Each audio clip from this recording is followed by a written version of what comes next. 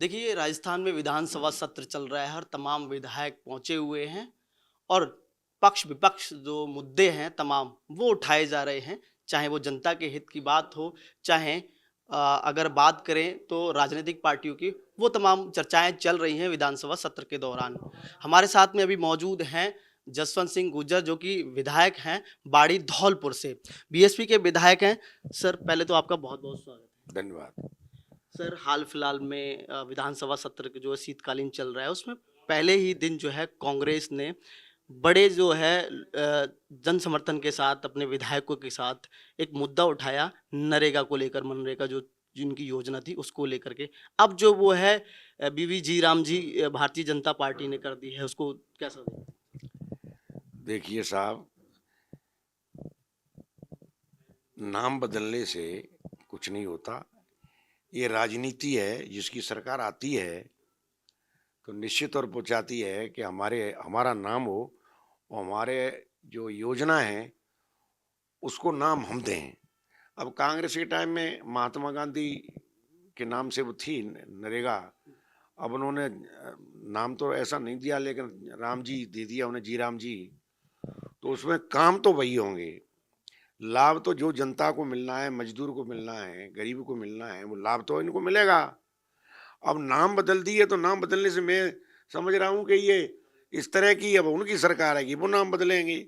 शहरों के नाम हमारे सामने बदले हैं, डिस्ट्रिक्ट के नाम हमारे सामने बदले हैं, कामों के नाम हमारे सामने बदले हैं।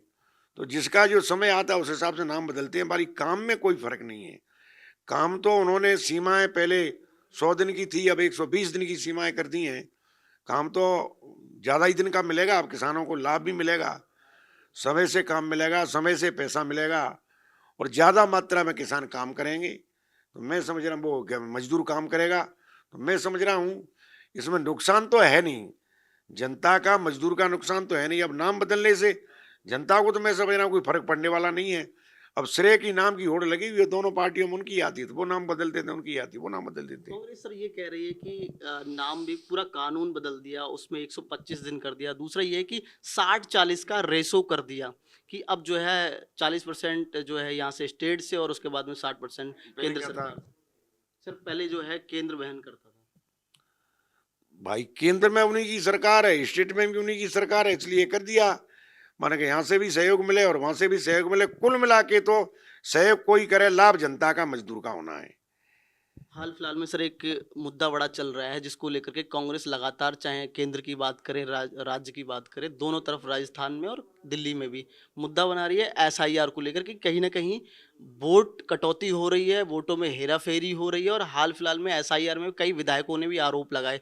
रफीक खान विधायक, उन्होंने भी ये कहा कि हमारे क्षेत्र में जो है जो अभी वोटर जो नए वोट जो है जोड़े जाएंगे और काटे जाएंगे तो उनमें आपत्तियां जताई गई बड़ी मात्रा में। एसआईआर कैसा देखते हैं सर एसआईआर? मैं समझ रहा हूँ एक भ्रम है ये, ऐसा कुछ नहीं है। जो वास्तव में ही जो लोगों की मृत्यु हो गई है उनके नाम बरकरार हैं, वो कटे हैं, कट रहे हैं और कटना चाहिए भी। जिन लोगों के डबल नाम है, दूसरे वार्ड में या दूसरे मोहल्ले में या दूसरे गांव में या दूसरे शहर में, दो जगह नाम है, वो कटने चाहिए तो कटने चाहिए, उसका लाभ नहीं मिलना चाहिए। इस तरह के नाम कट रहे हैं। अब उनको कोई ये कहे ये तो मेरे वोट है, अब कैसे कहोगे यार मेरा वोट है? कैसे चैलेंज करोगे आप? ये जो वोट कटा है वो मेरा वोट है, कटा है तो उसका फार्म भरिए। उन्होंने कहा कि फार्म भर के दो, अगर गलत कटा है तो फार्म भरो। आप फार्म की मना तो नहीं कर रहे, नाम जोड़ने की भी मना नहीं कर रहे। अगर सही है, वास्तव में गलत कटा है तो आप फार्म भरिए, आपका नाम जोड़ेगा। वो वास्तव में डबल नाम है, वास्तव में गांव में भी लिखा है, शहर में भी लिखा है, या इस वार्ड में भी है उस वार्ड में भी है, चाहे वो हिंदू हो, मुसलमान हो, सिख हो, ईसाई हो, उनका नाम कटना चाहिए, चाहे वो किसी भी पार्टी का हो। क्या सर, क्या आपके क्षेत्र में भी जब ये बीएलओ ने जो है वोटर लिस्ट एसआईआर प्रक्रिया शुरू करी तो क्या वहां पर भी आपत्तियां जताई आपके क्यों नहीं क्षेत्र जताई हैं? वहाँ भी नाम कटे हैं, वहाँ भी जो गलत अगर कोई कट गया है या कोई गलत मानता है तो फार्म भर के दे रहे हैं वहाँ। मेरे जिले में 40-50 हजार वोट कटे हैं। में? 40-50 हजार सर? हाँ, वोट कटे हैं तो सब लोग फार्म भर भर, एक एक विधानसभा से 10,000 से 15,000 तक वोट कटे हैं। तो जो वास्तव में गलत कटे हैं उनको फार्म भर के दे रहे हैं, बीएलओ को जोड़ने पड़ेंगे, एसडीएम कलेक्टर नाम जोड़ेंगे, लेकिन सही हो। सर धौलपुर जो है चंबल इलाका पड़ता है और वहाँ पर अगर देखा जाए तो पूर्व में गिरिराज सिंह मलिंगा जो बाड़ी से अब पूर्व विधायक थे, कांग्रेस फिर उसके बाद भारतीय जनता पार्टी में आ गए। क्राइम रेट वहाँ पर उस समय बहुत ज़्यादा था। अब वर्तमान में आप बीएसपी से विधायक हैं। क्राइम कम हो गया, ये कैसे हुआ संभव? एक तो क्रिमिनल का सपोर्ट नहीं किया हमने। अगर दोषी है तो मैंने कभी टेलीफोन करके एक भी थाने में, मेरे जिले में सबसे ज्यादा थाने मेरे विधानसभा क्षेत्र में 7 थाने हैं।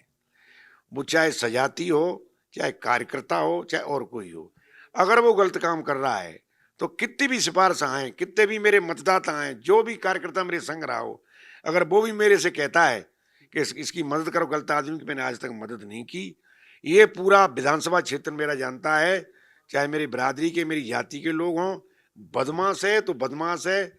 मैंने कभी सिफारिश नहीं की, चाहे वो गुर्जर हो चाहे अन्य जाति हो, मैं कभी सिफारिश नहीं करता। तो ये लोगों को दृढ़ विश्वास हो गया है कि वो जमाना गया जो गिरिराज सिंह मलंगा का था, जो बदमाश की, दारू बेचने वाले की, जुआ खिलाने वाले की, जमीनों पर कब्जा करने वाले की मदद करता था। अब ऐसा नहीं है, वो जमाना गया। गहलोत साहब के समय में सरकार जो है विकलांग थी, सपोर्ट में सरकार बनी हुई थी। उनको लग रहा था कि एमएलओ को कुछ करना जरूरी है। इस बात का कुछ एमएलओ ने फायदा उठाया, अपने एसपी लगाए, सजाती एसपी लगाए, उनके माध्यम से अन्याय किए। थानेदार एमएलओ के घर हाजिरी देते थे और ट्रांसफर भी एमएलए जो कहता था ये सिपाही लगेगा थाने में, ये थानेदार लगेगा, ये स्थिति थी। तो बताइए क्राइम क्यों नहीं बढ़ेगा? आज भी स्थिति नहीं है। तो यही कारण है सर, इस वजह से क्राइम कम हुआ। 100%। मुझे बताओ, एसपी घर हाजिरी देने जाता हो एमएलए के? ये तो हमने गहलोत साहब के टाइम समय में देखा है। एमएलए के घर पूछने के लिए तत्कालीन एसपी मिस्टर शेखावत घर जाके पूछते थे तत्कालीन एमएलए को कि साहब थाने में कौन लगाना है, सिपाही कौन कौन से लगाने हैं। जब ये स्थिति हो तो मुझे बताओ, गुंडा राज क्यों नहीं होगा, बदमाशी क्यों नहीं होगी, क्राइम क्यों नहीं बढ़ेगा? अब ऐसा नहीं है। अब एसपी भी हमारे यहाँ ठीक है, कलेक्टर भी बहुत ठीक है, गलत सिफारिश भी नहीं मानते और कोई नेता गलत सिफारिश करता भी नहीं आज की तारीख में। सर आप बीजेपी में थे, उसके बाद में आपने बीएसपी का दामन थामा।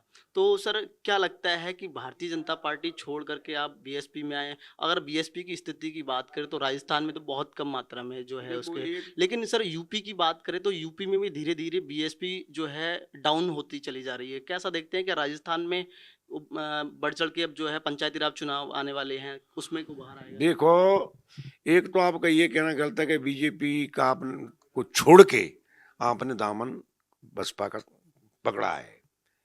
बीजेपी ने हमें छोड़ा है। आपको बीजेपी ने छोड़ा है? हाँ, हमने नहीं छोड़ा। हमको इस काबिल ही नहीं समझा कि चुनाव जीतेंगे ये।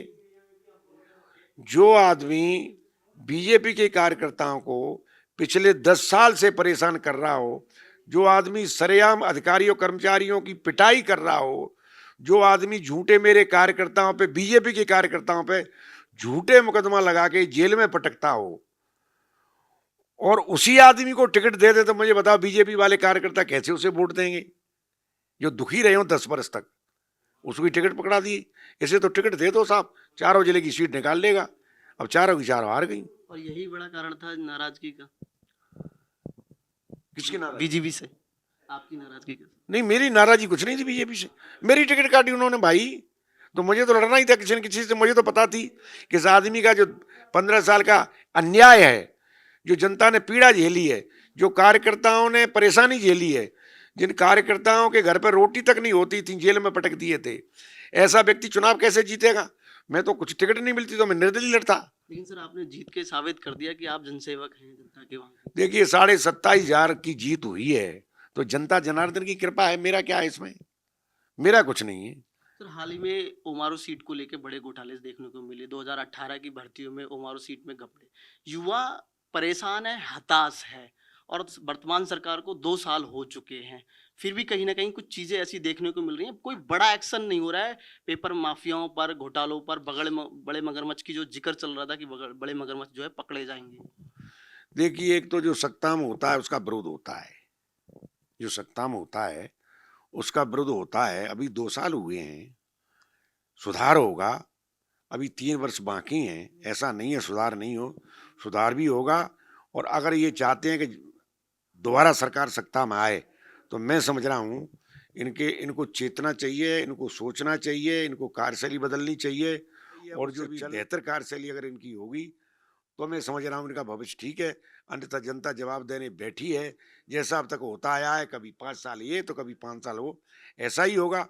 और अगर इनकी हटके कार्यशैली है, कांग्रेस पार्टी से हटके अगर ये काम करेंगे, तो मैं समझ रहा हूँ दोबारा आ सकते हैं। अन्यथा जनता तैयार बैठी है, जो गलत काम करेगा उसे पनिशमेंट मिलेगा, ये तो मैं जानता हूँ। जनता बेवकूफ़ नहीं है। ये भले ही मद में चाहे कांग्रेस चूर रहे, चाहे मद में बीजेपी चूर रहे, जो गलत काम करेगा उसे पनिशमेंट मिलेगा। गलत काम करेंगे सरकार बदलेगी, तो दूसरे तैयार बैठे हैं। सर कई विधायकों का भी स्टिंग ऑपरेशन हुआ था जिसमें दो, एक निर्दलीय विधायक, एक कांग्रेस और एक बीजेपी के आए सामने। 40% कमीशन जो है विधायक निधि आती है उसमें लेकर के, तो कैसा देखते हैं? लेकिन उस पर अभी कोई बड़ी कार्रवाई नहीं, जांच कमेटी बैठी, सदाचार कमेटी ने अभी तक कोई ऐसा खास निर्णय नहीं दिया उस पर। नहीं, जाँच तो चल रही है। नहीं सर, कोई बड़ा एक्शन अब ये चाहते हैं आदमी कि तत्काल हो, तत्काल तो आप जानते हो ये हिंदुस्तान है। चाहे वो हमारा संविधान हो, चाहे हमारी पॉलिटिक्स हो, समय लगता है, लेकिन दूध का दूध पानी का पानी हो जाएगा। वास्तव में दोषी होंगे तो पनिशमेंट मिलेगा, और दोषी नहीं है तो मैं समझ रहा हूँ बाकायदा जिस तरह से उनकी नेतागिरी चल रही है, जिस तरह से उनकी विधायकी चल रही है, जिस तरह से आरोप है, अगर वो निराधार निकलते हैं तो ठीक है, अपने एमएलए बने रहेंगे। ऋतु मरावत लगातार सीबीआई की मांग कर रही हाँ, तो कर रही है तो उसमें विल पावर है। अगर वो दोषी नहीं है तभी तो इस बात को कह रही है। वो तो एक तरह से चैलेंज कर रही है है जी। कि अगर आपको किसी तरह का शक है तो जांच कराइए आप। सर अंतिम सवाल पूछूंगा, हाल फिलहाल में अगर हम बात करें तो 10 करोड़ रुपए 2 साल में, 2 साल हो चुके हैं सरकारों को, विधायकों के करीब विधायक निधि जो मिलती है, कितना सर अभी बात करें भजनलाल जी की तो उन्होंने अपने क्षेत्र में करीब 2 करोड़ रुपए के करीब खर्च करवाए हैं। आप सर विधायक हैं, अपने 10 करोड़ क्षेत्र में मिलते हैं, आपने कितने क्षेत्र? जयपुर में नहीं नहीं, उन्होंने अपने विधानसभा में। 2 करोड़? हाँ। क्यों 2 करोड़ ही या 200 करोड़? नहीं, 2 करोड़ खर्च करे विधायक निधि से जो जनता के लिए लगने चाहिए थे। आपने सर अपने विधायक निधि से जो 10 करोड़ आते हैं 2 सालों के अंदर, तो कितना खर्च करवाया? पूरे 10 करोड़, पूरे काम चल रहे हैं मेरे। और सरकार ने जो मेरे को 15 करोड़ दिए, 5 करोड़ पहली साल, 10 करोड़ दूसरी साल, वो 15 और 10 25 करोड़, 25 करोड़ के काम सड़कें चल रही है मेरे यहाँ। जब आप मांगोगे एक एक चीज आपको मिल जाएगी। आप धौलपुर से कलेक्ट्रेट से मांगोगे या वहाँ से जिला परिषद से मांगोगे, एक एक चीज आपको मिल जाएगी कि साहब जो 15 करोड़ सरकार ने दिए हैं, 10 करोड़ विधायक कोटे के हैं, 25 करोड़ का काम कहाँ कहाँ आपको मिल जाएंगे मेरे। सर आप पहले विधायक हैं जिन्होंने विधायक कोटे से पूरे अपने जो है 10 करोड़ रुपए लगा दिए। पूरे कर दिए, मैंने तो कर दिए पूरे। जहाँ जनता की मांग थी, भाई बड़ा पिछड़ा हुआ इलाका था मेरा साहब पत्रकार बंधु। मेरे यहाँ पिछले 15 से 20 साल से कोई काम नहीं हुआ। सड़कें पड़ी हैं, मेरे जो कार्यकर्ता हैं, मेरे जो मतदाता हैं, मेरी जाति विशेष के लोग हैं, डांग एरिया है, इंटीरियर एरिया है, चंबल का किनारा है, वहाँ की सड़कें जर्जर हो रही थी। 20-25 साल से कोई काम नहीं हुआ था। मैं 98 में चुनाव जीता था पहला, मैं 2003 तक रहा, उसी समय के काम हुए हैं। उसके बाद जनता ने अब दोबारा मौका दिया है। मैं पूरा प्रयास करूंगा, मुख्यमंत्री जी से भी निवेदन करूंगा कि मेरे यहाँ की जो मूलभूत सुविधाएं, चाहे हॉस्पिटल हो, चाहे बिजली का काम हो, चाहे शिक्षा का काम हो, चाहे सड़क का काम हो, और मैं पूरा प्रयास करूंगा कि मेरे विधानसभा क्षेत्र जो अति पिछड़ा हुआ है उसमें विकास के कार्य हों, ताकि क्राइम कम हो। जब शिक्षा होगी, मैं समझ रहा हूँ क्राइम भी कम होगा। बहुत बहुत शुक्रिया। तो देखिए अभी थे हमारे साथ में जसवंत सिंह गुज्जर जो कि बाड़ी धौलपुर से विधायक थे। तमाम मुद्दों पर हमने बातचीत करी और उन्होंने मुखर होकर उन तमाम मुद्दों पर हमें जवाब दिया। बने रहिए मेरे सहयोगी राजेंद्र के साथ। मैं आरव सिंह, पॉलिटिकल पंचायत जयपुर।